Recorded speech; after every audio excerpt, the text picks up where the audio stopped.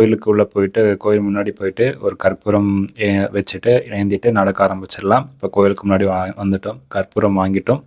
இப்போ வந்து கற்பூரத்தை பற்ற வச்சுட்டு நடக்க ஆரம்பிச்சிடலாம். அங்கே பற்ற வைக்கிறதுக்கு ஒரு இடம் இருக்கும். ப்ளஸ் வந்து பார்த்தீங்க அப்படின்னா நீங்கள் உங்களோட திங்ஸ் ஏதாவது எடுத்துகிட்டு வந்தீங்கன்னா கோயிலுக்கு பக்கத்துலேயே சில ஷாப்ஸ் இருக்கும், அங்கே நீங்கள் வச்சுக்கலாம். செப்பல், உங்களோட பேக் ஏதாவது வேணால் வச்சுக்கலாம். அது ஒரு ஒரு கடையை பொறுத்து ஒரு ஒரு ரேட்.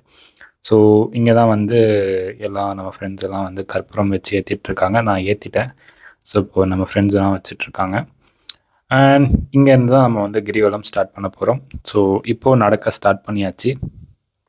அண்ட் மேக்ஸிமம் நான் ஒரு ஒரு கிலோமீட்டர் முடிக்கும்போது காட்டுறேன். ஏன்னா முழு கிரிவலமும் நம்ம வந்து இது எடுத்துகிட்டு இருக்க முடியாது, ரெக்கார்ட் பண்ண முடியாது. ஒரு ஒரு கிலோமீட்டருக்கு வந்து நான் காட்டுறேன்.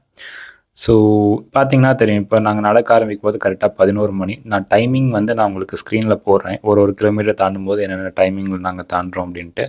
ஸோ பார்த்தீங்கன்னா தெரியும்.